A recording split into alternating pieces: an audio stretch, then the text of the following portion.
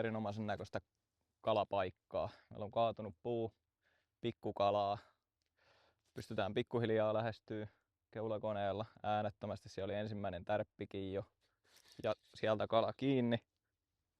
Lyödään vene parkkiin, kun on löydetty hyvä kalapaikka. Otetaan tuolta nätti ahven kyytiin. Meillä on tällä videolla esittelyssä Saksa Shadow keulasähkömoottori.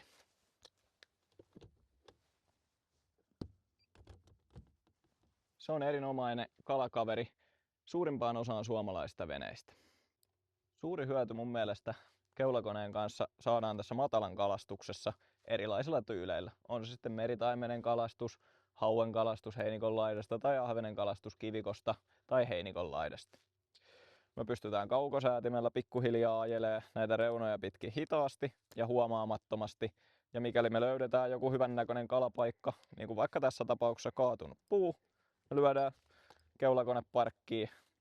Kone tekee meidän puolesta tosta työt, kääntyy ympäri, jättää meidät parkkiin ja me voidaan vaan keskittyä kalastukseen.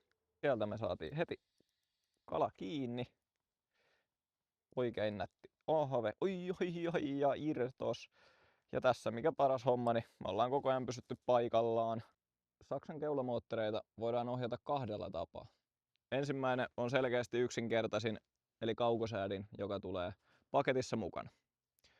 Toinen vaihtoehto Saksa keulakoneen ohjaamiseen on tämä puhelinsovellus. Tän saa millekä tahansa puhelimelle. Se yhdistyy koneeseen kaukosäätimen kautta.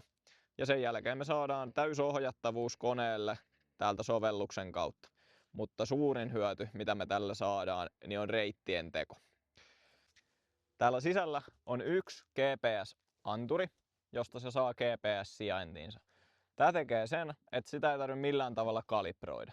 Tässä Saksa Shadowssa on tosi köykäinen nosto- ja laskumekanismi, hyvin samantyyppinen, mikä löytyy Minkotan Terrovasta. Me voidaan suoraan asentaa kone veneen keulalle ja yhdistää kaukosäätimeen ja kaikki on käyttövalmista.